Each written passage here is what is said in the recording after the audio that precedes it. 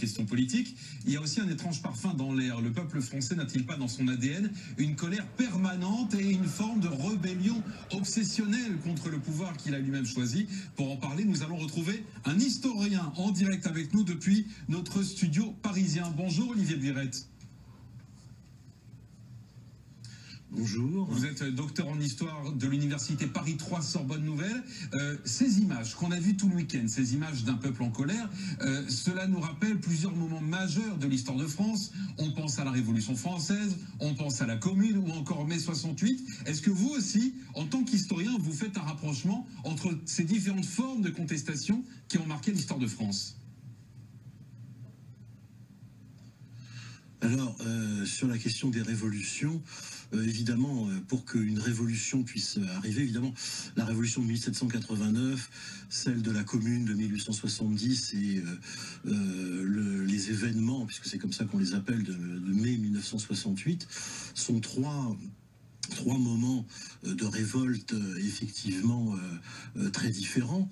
Le premier, c'est la Révolution française, c'est vraiment une révolution puisqu'on va changer de régime, on va passer donc effectivement à la République.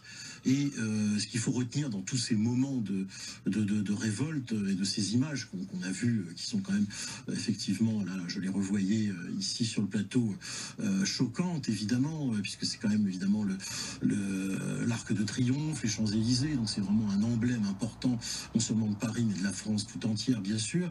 Mais il y a plusieurs facteurs qui rentrent en considération pour qu'une révolution éclate. Il faut qu'il y ait des problèmes sociaux, des problèmes politiques, des problèmes parfois cruciaux de subsistance. La Révolution française survient quand même suite à pas mal de moments de famine, et un peuple qui était à bout, vraiment, et désireux de profonds changements. Et ça a pris quand même énormément de temps pour que ça mûrisse et que ça éclate un certain 14 juillet 1789. Alors, les Gilets jaunes, c'est samedi, et que certains qualifient même quasiment de moments d'insurrection, ou pas loin de type insurrectionnel, évidemment nous rappellent par leur violence, en effet, quelque chose qui a un parfum, selon moi, qui rappellerait plutôt ce qu'on a vu avec mai 68, qui était vraiment un grand moment de contestation de la société, de volonté de réforme, de volonté de changer un peu la vie, etc. Et plutôt que une révolution, car dans l'interview qui a précédé, on a bien rappelé, la maire du 5e a bien rappelé, que c'est beaucoup une contestation effectivement d'ordre social, fiscal, la question du prix du carburant, la vie au quotidien. Olivier Burette, vous me dites que ça a un rapport avec mai 68 d'une révolte, que d'une révolution. Vous me parlez de mai 68, on voit par exemple les lycéens qui aujourd'hui même s'y mettent aussi. On parle d'une centaine de lycées bloqués en soutien justement aux Gilets jaunes et contre les réformes de l'éducation. Lycéens plus ouvriers, ça s'appelle clairement mai 68. Voilà, ça ressemble, ça rappelle ce genre de choses. Et puis également des assemblées générales, parce que je suis universitaire, d'étudiants qui se rassemblent depuis cet après-midi également, qui discutent sur encore autre chose que la question des lycées, qui est celle de l'augmentation du tarif des inscriptions pour les étudiants étrangers, qui dans le monde universitaire, croyez-moi, a un certain écho de contestation aussi. Et ça fait encore quelque chose avec l'université, le lycée, plus les Gilets jaunes. C'est vrai qu'on a plusieurs convergence de mouvements effectivement revendicatifs. Donc c'est pour ça je suis plus plutôt que d'aller jusqu'à dire, c'est assez difficile en tant qu'historien évidemment de commenter l'immédiateté, toujours, mais je trouve qu'on est plus dans une ressemblance avec quelque chose que l'on a vu il y a une cinquantaine d'années, effectivement en mai 68, plutôt qu'une révolution elle-même.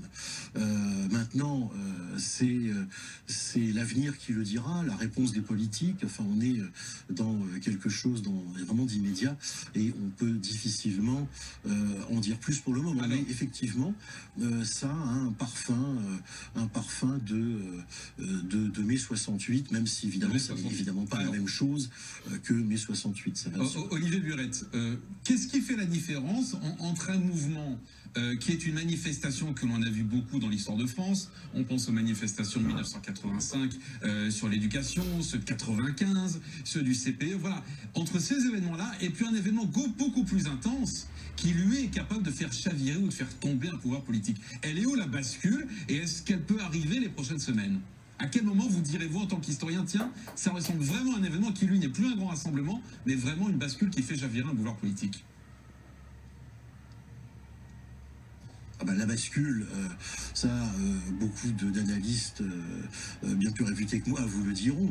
La bascule, c'est à partir du moment où, bien sûr, les forces de l'ordre, qui sont censées évidemment maintenir le système, contenir autant que faire se peut ces mouvements de manifestation, de révolte, voire à caractère insurrectionnel, ces mouvements, donc ces forces de l'ordre basculent elles-mêmes, ou rallient le mouvement lui-même. Et effectivement, on a vu quelques cas où ça s'est déjà un petit peu produit.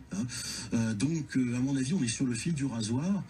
Mais c'est vrai que la bascule, comme vous dites, c'est à partir du moment où ça devient un événement absolument global dans toute la société, qui impacte tous les niveaux de la société. Et dans ces cas-là, alors effectivement, on est vers vraiment une révolte, voire au-delà, si ça a mené à carrément des événements politiques beaucoup plus importants. Mais ça, c'est difficile, évidemment, maintenant, ce soir, en ce début décembre, de le dire. Ça, c'est ce qui va se produire dans les semaines qui viennent, je pense. Olivier Buret, est-ce qu'il n'y a pas quelque chose d'intéressant dans cette spécificité française à être toujours en colère contre un pouvoir qu'on a nous-mêmes choisi? Est-ce que le peuple français n'a pas fait au fond le deuil de l'histoire et notamment des rois de France? Oui, alors ça, il est certain que, disons, depuis la Révolution française, on a vraiment une rupture. On quitte effectivement ces siècles de monarchie pratiquement millénaires, d'un peuple soumis, etc., à partir d'un moment où la parole, évidemment, va être rendue au peuple avec la République, et tout ce qui va se produire entre 1789 et aujourd'hui, eh bien, c'est quand même un grand dialogue permanent entre le peuple et ses dirigeants. Donc, ce sont des moments d'amour profond, il y en a, et puis des moments de contestation extrêmement importants. Alors c'est vrai qu'il y a un paradoxe, effectivement, qui se passe, en effet, entre les chefs d'État qu'on a élus, fraîchement élus même, et puis une contestation quasi immédiate. Alors moi je pense, mais là c'est même pas mon avis d'historien, mais mon avis tout simplement de citoyen, d'observateur, qu'on pourrait dire que probablement aussi, tout simplement, le rythme de l'histoire s'accélère.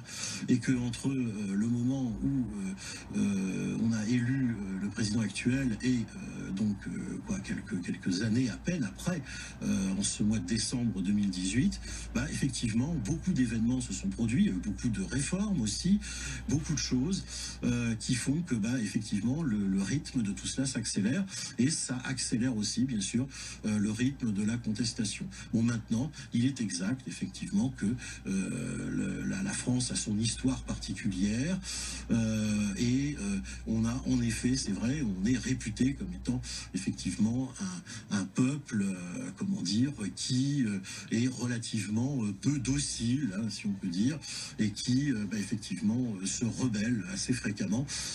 C'est un fait, je crois, quand même historique, relativement incontestable. Français. Voilà. Merci beaucoup, Olivier Buret, d'avoir été avec nous en direct ce soir, docteur en histoire de l'université Paris 3 Sorbonne Nouvelle.